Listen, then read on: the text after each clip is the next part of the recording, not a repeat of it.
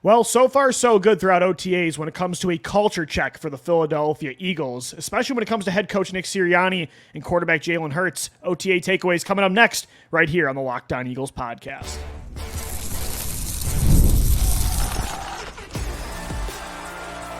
You are Locked On Eagles, your daily Philadelphia Eagles podcast, part of the Locked On Podcast Network, your team every day. Welcome in, Eagles fans, to this Thursday edition of the Locked On Eagles podcast. I'm your host, Louis DiBiase, joined as always by Gino Camilleri. You can find our work also over at Bleacher Report. On today's edition of the podcast, we recap the press conferences of the Big Two, head coach Nick Sirianni and quarterback Jalen Hurts, plus another practice down at the NovaCare Complex for OTAs. And then there's a little bit of a lull before training camps. We got one more recap for you. We thank you so much for making Locked On Eagles your first listen each and every day. Today's episode is brought to you by Game Time. Download the Game Time app, create an account, use our code LOCKEDONNFL. You'll get $20 off your first purchase. Terms do apply. So some really interesting things from a lot of press conferences over the last few days, Gino, Lane Johnson to A.J. Brown, even, Jeff Stoutland, Mekhi Becton, Quinyon Mitchell, and Cooper DeJean. But I thought today it was really interesting for the first time in a bit to hear from Nick Sirianni, from Jalen Hurts, talking about how this new team is being put together. And me and you on the show before have kind of talked about the culture and how at the end of last year, there were cracks in the foundation of what we thought was an elite culture. And that was definitely a wake-up call that we did not think was there. And there were question marks this offseason about how they would get back to who they were in 2022. And, Jason Kelce retires, Fletcher Cox retires. We, on shows, have talked about, who are these new leaders that are going to step up. But it always starts with your quarterback and your head coach. They're the culture dictators. They dictate your culture. And I did feel like there was a little bit of a disconnect between those two last year. So it's good to hear, at least as of right now, they're on the same page. And Sirianni even said today that they've had a lot of long meetings about what they want this locker room to look like. And that's so important. I don't know if culture dictator is the exact word we want to put behind it, but they're two individuals that set the culture. Well, why not? I mean, it's the same thing. I mean, you want them to just follow everything that they say no matter what. No, but they're the quarterback and the head coach. Yes, they set the tone for everybody. I get it. It was just funny how you said they're the culture dictators. Play on words, see them just getting in front of the podium and just we must have a great culture here in Philadelphia, Nick Sirianni. But all in all, Lou, I think it's a great point that you bring up. How is the next evolution of this team going to be without Jason Kelce, without Fletcher Cox? And one of the things I found interesting in today's press conferences between Jalen Hurts, Nick Sirianni, and the last couple that we've heard over the last few days, one point that I think you and I were really wrong on, and a lot of people might have been really wrong on, was how much this offense was going to be different year over year. Jalen Hurts said verbatim that 95% of the stuff, yes, it is OTAs and you're installing a lot of newer stuff, but a lot of that inventory, 95%, Jalen Hurts said, is brand new from Kellen Moore. So Nick Sirianni, what exactly do you do here? You better be that culture dictator that I was going to say, 'cause it sounds like it's Kellen Moore's offense, 100%. Exactly. This isn't a hybrid. The root of what we were saying, why you couldn't fire Nick Sirianni for the offensive downfall last year, because he didn't fully have his hands in the pot. It was Brian Johnson. And that was my argument, is that's why I would fire him. And it sounds like, that's here we are again. Exactly the reality. Well, you better have a damn good culture, Nick Sirianni. That's what we've been kind of saying the whole offseason. It was kind of a different route, though, that it would take a completely new offseason, a new offense to cement home what Nick Sirianni is really going to do, being that culture setter, the guy who has to be really good in those situational areas. But Jalen Hurts, A.J. Brown, the young guys like Jalen Carter, Jordan Davis, we talk about the leadership, the next step, Lou. They seem to have those guys in place, and there's a lot of them, man. Jordan Mailata said a quote. Oh, I love that quote. I'm glad. It was perfect. It was something along the lines of, we're playing in the same uniforms in the same stadiums that the guys like Brandon Graham and Jason Kelce, and you go back to the days. He mentioned Jason Peters and Brandon Brooks. Peters, exactly. That's exactly who I was going to bring up, and you want to go out there and continue that legacy. That's exactly the mindset that these young guys have to have. And I think they did a fantastic job. That goes to Nick Sirianni. it goes to Howie Roseman, it goes to everybody involved in that building to have put such a high emphasis on finding Philly guys, because they've gotten away from that in the past, Lou. And last year, that defense, they didn't have a lot of guys that were going to step up. Like, who was the guy that was going to put his foot in the ground and say, we're a Philadelphia defense, nobody throws for 500 yards on us, right? They didn't have that. Where in 2022, they did. In the early 2000s, they did. In the 90s, the 80s, that's what this team, this city, has kind of fully embraced. And Jordan Mailata saying that, perfection, chef's kiss, that's somebody who gets it. That's the message that should be spread from Nick Sirianni day in and day out in this organization. And this shouldn't be surprising that, Jalen and Nick sound like they have things figured out right now. And the vibe over at the NovaCare is really good, and they have the right pieces in place to replace leaders like Kelsey and Cox. Like Chauncey Gardner-Johnson, it sounds like, is being very vocal and a coach to these young defensive backs. How much he's matured in a year and a half. Like, that's awesome to hear that he's been very hands-on with Cooper DeJean, right? Like, coaching him up, and that's supposed to be your next Swiss Army knife. And CGJ might be that guy for you this year. And A.J. Brown hyping up Isaiah Rodgers and Quinyon Mitchell. It sounds like Devin White's really stepped up as a vocal leader. And then last week we talked about the Georgia boys, how impressed we were with their maturity at the press conference. They have all the guys, and that's why last year was so surprising, though, is because last year they had so many people that it felt like just got it. And that's why it was so uncharacteristic at the end. So I'm not surprised that vibe check right now wise, like, it feels pretty good. But they had to get back to 2022 because it was definitely a problem last year. And it's even harder this year when you don't have those pillars, a couple of them, that really righted the ship for so many years. One of the great things that I think the Eagles did over the last couple weeks of OTAs was putting out those clips of the guys competing against each other. Like the push-up competition. Yeah, the push-up competition, the dead hang on a cylinder grip. That's insane. Go try watching to do those, that, I was folks. like, yeah, this feels right. Like, this feels like this team's they're gelling. But look who was at the front of those videos, Lou. It was Saquon Barkley. It's Jalen Hurts. It's A.J. Brown. If you're going to compete, you're going to compete against the best. And that's what I wanted to touch on to your point of why last year felt so weird.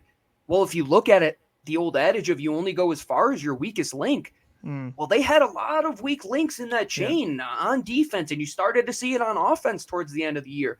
They had to solidify that foundation. They had to get back to what it was in 2022 and the years in, heck, even 2017 to start the season. You have to have every I dotted, every T crossed, and you can't just think you're going to get by on your laurels like you have in the past and think you're going to get by on Band-Aid signings and trying to take a piece of duct tape over concrete. That's just not going to happen. They're getting back to just competing day in and day out. People will laugh at Nick Sirianni that he does the rock, paper, scissors, and he shoots hoops against all these prospects.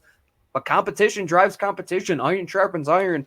This Eagles team, not only do they have skill, they have the culture. They're going to go as far as they want to go. That's really what it is, Lou. And if they have another 2023 disaster, it's on them, and they have nobody to blame but themselves, if we're being honest. Yeah, and it's not easy when you have so many new pieces at times to reset that culture, but that's why it's so important that Howie Roseman not only brings in the right talent, but the right personalities for the locker room, or else sometimes you can have a 2015 on your hands, or even when you bring in the wrong guys like 2019, you bring in a snake like Orlando Scandrick, like that kind of stuff can kill your culture. Dude, it so does. It's great to hear that Saquon and Chauncey and Devin White and these new players, although CGJ was here a few years ago, like a new guy for this year's locker room. It's great that they're also becoming those leaders. And yeah, I just think the vibes feel really good right now. And Gino, that it didn't feel obvious that was going to come, even with how many people we thought in this locker room like have the right makeup to be long-term pieces. It feels like they already got 2023 out of their head, like which is moved on. And again, that wasn't some easy task. Like that was something that for a lot of people they might never be able to shake. Like the Atlanta Falcons, this is a different thing, but they lost that Super Bowl, and mentally they were never the same. Like when you have a historic collapse to any degree, and you're a part of that, the oh no, here we go again thing can hit at any moment. And it's good to see that right now, at least, the vibe, the energy is back to what we thought it should have been all the time. Well, to Jordan Mailata's point, Trey Thomas, these guys that came before him even, and the Jason Kelce's, what they learned was that you can't have that mentality. You can't have the how many woe conference is me titles did they mentality. lose? Yeah, it could have destroyed them, but they kept going back. Exactly. If you're going to be a sustainable contender, Gino, you're going to deal with stuff like that. You're not always going to be. You're not playing in Philadelphia. It's never going to be as smooth as getting a 2022 type year. It's not going to happen all the time. No, and you can't have that woe is me mentality, and that's what harping on that point of following in the footsteps of the guys of the past. What did they do when adversity hit? Put on their bootstraps, got ready for work. This is Philly. This is what you do. It's a blue-collar town. Culture really takes Philadelphia teams far. Look at the Phillies right now, folks. They are buzzing. They have all of the culture. Everything seems right. Look at the team that Lou loves to reference. And the Sixers, it seems like nothing is going right. They can't even get to the game without something going wrong. That's what sports is, man. It's a reality show, but at the same time, if that reality show creeps into the field, 2023 happens. The Sixers downfall happens. The NFC Championship woes that Donovan McNabb could never get over happen. But at the same time, when you do overcome that adversity, greatness happens. But those expectations, you got to be ready for them to be overcome. Yeah, because they're going to come, and you cannot just have them destroy you every single time, or else you're never going to be a sustainable contender. Or you're not an NFL player. Yeah, you'll always be a flash in the pan. So it's good to see. It feels like they learned from last year, and it's not defining them now moving forward. Yeah, we'll see when they get on the football field. Yeah, it's all good. It's early. It's OTAs, but just so far, vibe check wise, it feels pretty good. Good for the throughout positivity pod. Yeah, throughout OTAs, absolutely. All right, let's get into some takeaways from practice coming up next. It looks like the defense continues to shine. We'll tell you why. Don't go anywhere. We'll be right back. Today's episode of the Locked On Eagles podcast is brought to you by BetterHelp, online therapy. When it comes to getting things off your chest, we all need that opportunity. Big or small, certain things can really start to get to you. It's important to let that out, especially to someone who's unbiased in your life. So today, I want to say how I'm really feeling about something. You might even be thinking about the same thing. I think you are with all the OTAs updates. The Eagles just need to call it with James Bradberry. All the corners are shining right now. He's injured. He doesn't have a long-term role on this team. They got to give the role of the future at corner to the young guys. Get rid of number 24. But anyway, something more important like therapy can be different for everybody. Most of us have bigger problems than James Bradberry being on the Philadelphia Eagles. It's important to get those things off your chest every once in a while. If you're thinking of starting therapy, give BetterHelp a try. It's entirely online, designed to be flexible and suited to your schedule. So visit BetterHelp.com/lockedon. You're going to get 10% off your first month. Once again, that's BetterHelp.com/lockedon for 10% off your first month of online therapy. Thanks so much for making Locked On Eagles your first listen each and every day. Guys, you watching Fox Sports or ESPN on your TV all day and got to turn down the volume because of all the shouting? Well, make the switch to Locked On Sports today. It's a free 24/7 sports streaming channel programmed for you every day to bring you the biggest stories without all the screaming. Locked On Sports today brings you can't-miss analysis, opinions, and news, streaming 24/7 on YouTube or the free Amazon Fire TV channels app. Part of the Locked On Podcast Network, your team every day. One more practice to recap, Gino, for OTAs, and yet again, and this tends to happen with OTAs and even early on in training camp, so take this with a grain of salt, but the defense won the day yet again. The offense struggling a little bit. We'll get into the offense in segment 3, but I'm honestly very pumped about this, Gino, that the defense looks this good, because when it comes to which unit I would bet on to carry this team more in 2024, it is the offense. With all of these prime players that have top 10 contracts, almost every single starter is making top 10 money at this point outside of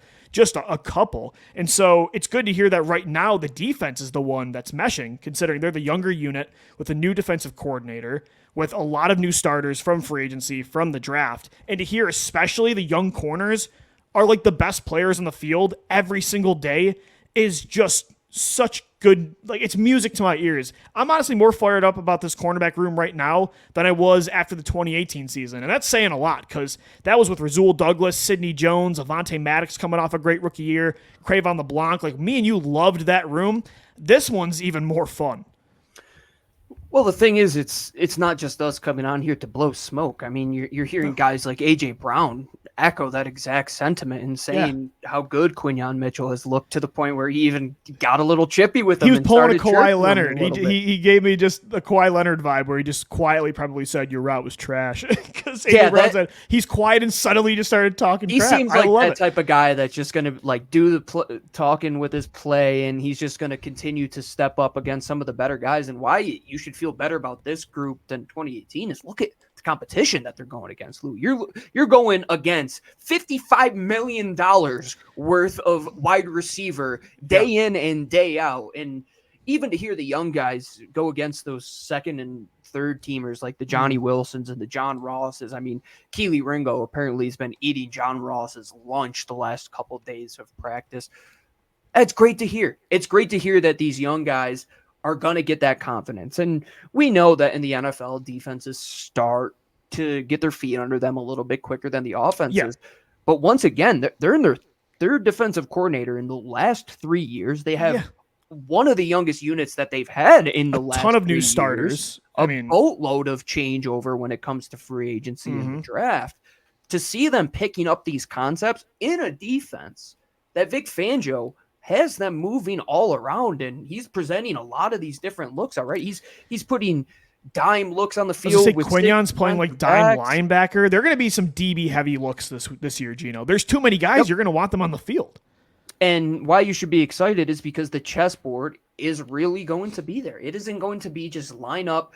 These are our guys, and this is how we're going to play it. We thought with Sean Desai, I thought being a disciple of Vic Fangio, you were going to get an element of that. Yeah, because we talked about this same thing last year. And but you didn't. You didn't get much of that. And some of it was just lack of personnel. He just had no options. Well, what was the biggest big brain move of him was trying to move James Bradbury inside. Right. Like, man, like we can get more creative than that, trying to present some more looks here. And I'm excited that, one, Vic is in Philly. He seems that this is the place for him. The creativity that he is going to bring to this defense, it's already coming to light.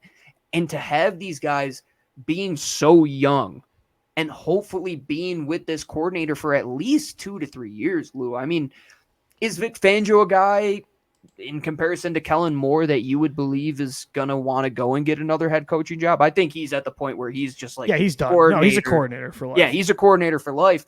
And this is where he wants to be too. If he has the success, he doesn't want to leave Philly.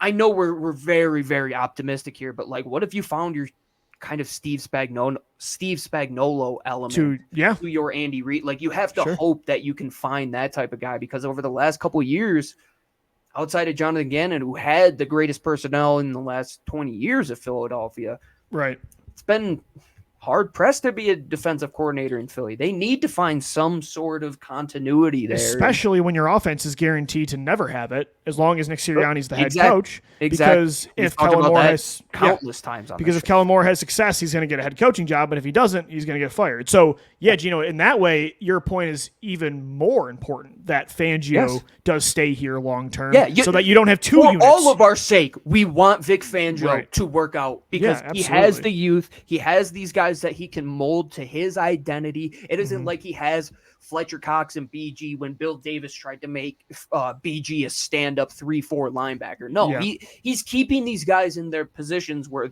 they are going to be best, but at the same time, and he's experimenting like what they can do. He's trying other stuff. He isn't pigeonhole himself. No. Like Cooper DeJean's been getting reps. It sounds like he almost had an awesome one-handed pick in the slot today.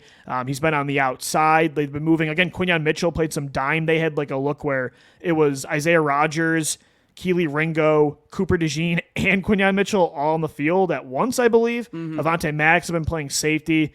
I'm so jealous. I would love to be down there to see. You got to be smart in a cover 6 defense, man. Like, you have to. Yeah. And you have to be willing to play multiple positions, or you're just not gonna work. And you want those 4 on the field, man.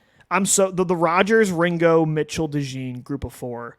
I'm just so excited about. We just have to have our DB. I mean, we're gonna do a position preview episode series coming up here, but the DB episode, we can't just do one on corner. We can't just do one on safety. It has to be you and I sit there and concoct the best 12 defensive backs to keep on this roster, because that's what Vic Fangio's going to do, man. Like he's not just going to keep these guys in one position. For the betterment of everybody on the field, you don't just keep these guys in one position. Not if they can do it. Not if they can wear multiple hats. Yeah, absolutely. No, the only guy that you are going to keep in one position is hopefully Darius Slay, who's going to shadow every number one receiver, and then you work the rest of the field with the creativity element of this cover 6 defense. That's exactly you can almost do it by matchup too. It's like I want Quinyon on the other side all the time, but like let's say there's a bigger player, you want 6'2" Kelee Ringo on Gino because Isaiah Rodgers is 5'10". There's so many different types of players that you have in the secondary, and it's just they're playing the best football of anybody. That's why we keep talking about it, because every single OTAs, it's like hard not to. Rodgers won the day. When you did the show a few days ago, Ringo won the day. Quinyon Mitchell keeps making plays. Cooper DeJean shined today. I mean, that competition is just awesome, and I can't wait for training camp in that way. Good news, too, in the defensive backfield. Sidney Brown still off to the side running, but looked pretty good to me, Gino. Not like any noticeable limp. Like, he was moving really well. That's another guy that people forget about. Like, when we're talking about these mixing and matching of safeties and corners, like, don't forget about Sidney Brown. I mean, if that guy comes back and still has the explosiveness he did last year, that's another chess piece that you can... Last year, I mean, you don't ideally want him in the slot, but he wore a lot of hats last year, too, and at the end, like, was very good in run support, is a good roamer in the backfield. That's another young player that, yet again, can have a long-term role in this defense. And I think moving into this cover 6 defense is only going to help a player like Sidney Brown. I think he fits way better in it, yeah. I can't wait for him to get back, because one of two things is going to happen with Sidney Brown. He's clearly a guy that they want to play more on the back end because he does have that, I think that's what he does to best. get to sideline to sideline. Yeah. But being one of those back end cover 2 or cover 4 safeties, if he's on the cover 4 side, he's going to be able to use his football instincts to let things come to him. He's not going to have to go out there and man match anybody. Right. That's where they killed him last year, when he had to go out there, line up in the slot, and try to defend CeeDee Lamb at times. Yeah, it was just work. not going to work. But if he's there on the cover 4 side, you're playing zone. If you're on the cover 2 side, you're playing zone. He's not going to be in many of these predicaments where he's playing just straight man coverage, because that should be Chauncey Gardner-Johnson. That should be Cooper DeJean. That should be Quinyon Mitchell. Adding all these guys and dropping guys down the depth chart, it helps get Sidney them Brown into their proper role, is only going to benefit everybody else on this team. Some other updates. James Bradbury, yet again injured, did not practice. I think, again, we're counting the days where number 24 is eventually out. Interesting, too, when it comes to the offense. John Ross getting some first-team reps this week, Gino. Paris Campbell, though, does look like he's still the clear favorite right now at wide receiver 3, getting the majority of the reps there. But my guy, Johnny Wilson, won on a double move today against Isaiah Rodgers at 6'7", beating somebody on a sluggo is pretty fun. So the offense overall, we'll get into it next segment. You know, the show has been kind of stolen by the defense, and that's prone to happen. But again, like I said earlier, that's news. That's exciting news to me, because I have no doubt this offense is going to be really good this year. It's almost impossible for them not to be. And if it isn't, we're going to be talking a lot about them. But yes, the reason people why will lose jobs if they're not. Yes, the reason why we are talking so much about this defense is, 1, the unknown, 2, the countless reinforcements that they have brought in on the other side of the football, and 3, what Vic Fangio truly is going to bring to this defense. I think they are starting to get back to the way of, 1, drafting the best personnel, but 2, drafting for their coaches. BG said it in his press conference. Got to balance it. Maybe the coaches weren't put in the best position last year. I think these 2 coaches, Kellen Moore, Vic Fangio, these guys got nothing to complain about going into this season, if we're being honest. Absolutely. Let's get into the offense coming up next. This is the Locked On Eagles podcast. As we roll along, this episode of the Locked On Eagles podcast is brought to you by our friends over at GameTime.co. The NBA Finals are going on right now.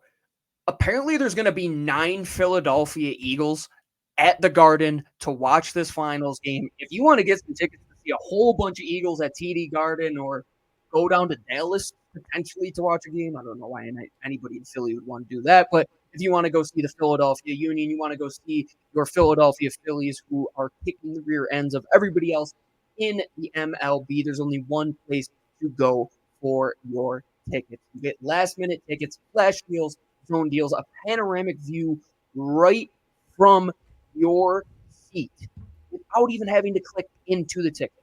It's the most simple, seamless way to purchase tickets. I'm getting some comedy tickets for my wife coming up for her birthday. She loves the theater as well. Hamilton's coming back to Denver. And grab her some tickets for that as well. And if you want to grab tickets, download the Game Time app, create an account, and use code LOCKEDONNFL for $20 off your first purchase. Terms apply. Again, create an account and redeem code LOCKEDONNFL for $20 off your first purchase. Download Game Time today. Last minute tickets, lowest price.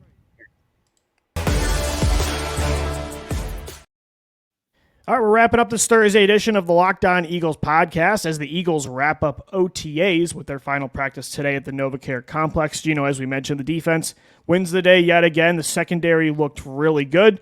Not a lot of injuries right now on this roster. Everybody's healthy. The vibes feel really good at the NovaCare for sure. Are you concerned at all about the offense? Again, I think this is par for the course, especially when you're bringing in a brand new offense that, like Jalen Hurts said in his press conference, is 95% different than what he's used to. I think it's the growing pains in June are very obviously going to happen. Well, I think if it was June and you were to say, oh, yeah, I got this offense down packed, we might have some problems. Yeah, I'd be more concerned about that, yes, honestly. I would be much more concerned. But I think it's a great problem to be facing. One, because Kellen Moore's offense is very in-depth, very intuitive. There's a lot of ins and outs. A lot of it's going to be timing-based. It's not nearly as simple as what it's been. No, getting the snap call right to get the timing right on the motion so you could get the free release, or making sure you time it right so you could get the pick between the wide receiver and the tight end, or however you're going to map it out.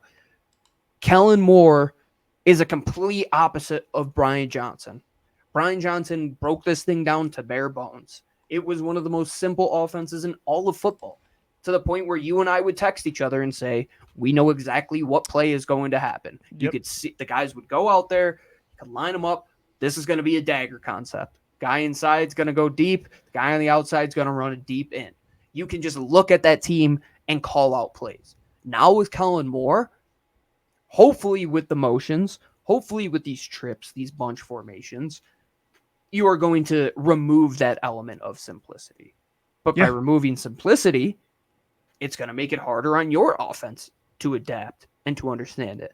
But the thing is, Jalen Hurts didn't get $50 million a year to say he can't understand a playbook. Yeah, go figure it out. Like, go learn a more complicated offense that makes you more multiple. Yes. Yeah, it's a good problem to have. I was going to say, the world's smallest violin is what I'm bringing out for this offense, because I want it to be more complex. I want it to be hard for them to figure things out right now, because that means the defense is going to be harder for them to figure things out. It sounds like the offense likes it, though. I mean, A.J. Brown's press conference, he talked about how there's a lot more freedom for him, for Devontae Smith, Dallas Goedert when it comes to routes.